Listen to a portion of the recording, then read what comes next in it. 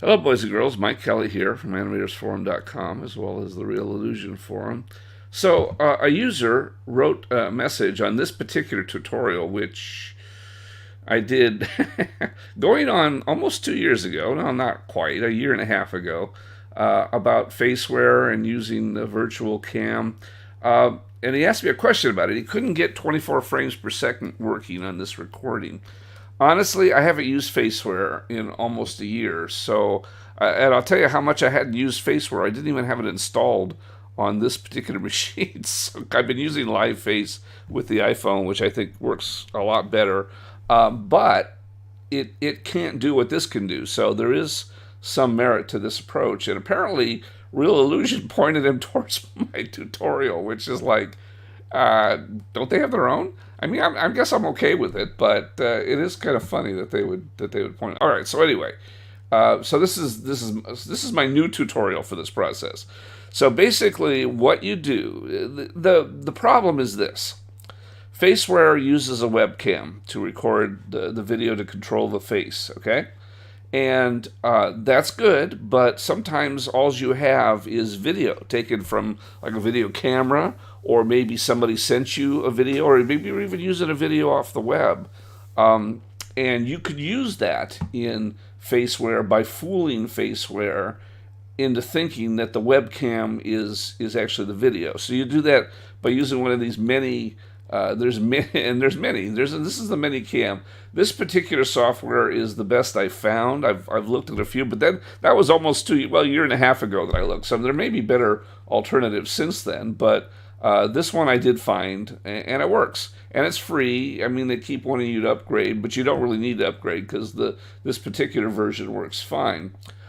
So he was trying to get it to go 24 frames per second. Well, the first thing is you don't have that option here. You have different frame rates, but the closest you can come is 25. So, 25, that's pretty good. You're not going to get anything that's going to be exactly at 24 anyway. The lip sync's not going to slip off that much anyway, and you're going to get close to this. So I would recommend, just if you really want to, and I use 24 frames per second, so I would be fine using the 25 frames per second here on this. So when you set this to 25 frames per second, so we're setting up ManyCam here, and then the next thing we're doing is we bring up the Faceware real time for iClone. So we bring this up, and it gets fooled, as you can see, when we drag a video. And I just drug this video over from a folder onto this thing. I don't even have a webcam hooked up anymore.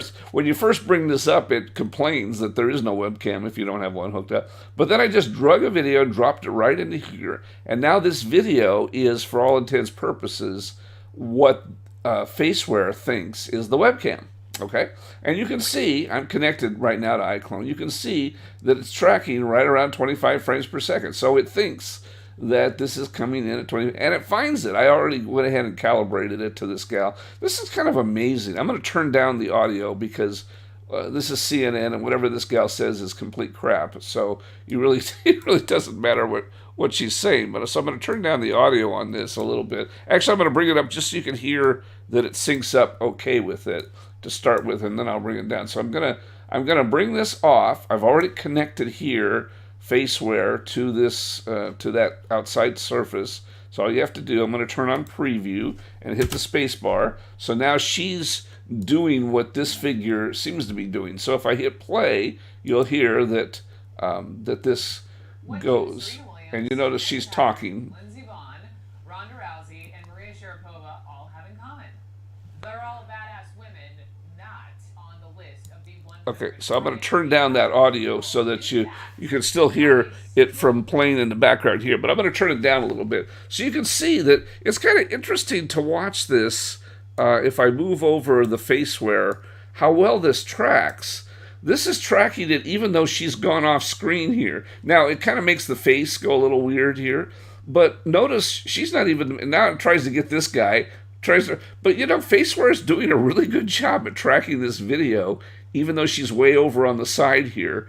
It will get confused at one point when she goes off screen, but given the fact that this is a little tiny, area there, tracking pretty damn good as far as I'm concerned. So I am impressed with this. If you're going to use the video itself, Faceware does a good job with tracking that. So now she's back on screen, and you know she's now is looking directly at us. So basically, that's how you do it. That's how you get the 24 frames. You just set it in the Minicam software or whatever the other web emulator. So now you see now she's not on screen, so it doesn't show it.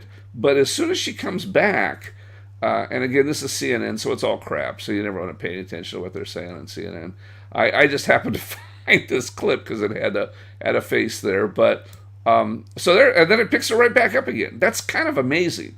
That's really good tracking for something like that. And she looks pretty good. The audio's syncing up pretty good with this, so I would feel fine with using this in any of my animation stuff. Be fine for that. And so that's about it. There really isn't a whole lot to it. Just change your frame rate to whatever you want. I do recommend tracking it around 24, 25 frames per second.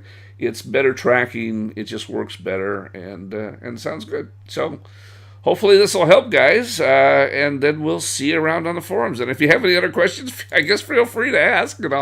I always learn something every time I do this. So now I learned this, and I had to reinstall Faceware, and now it's working on this machine.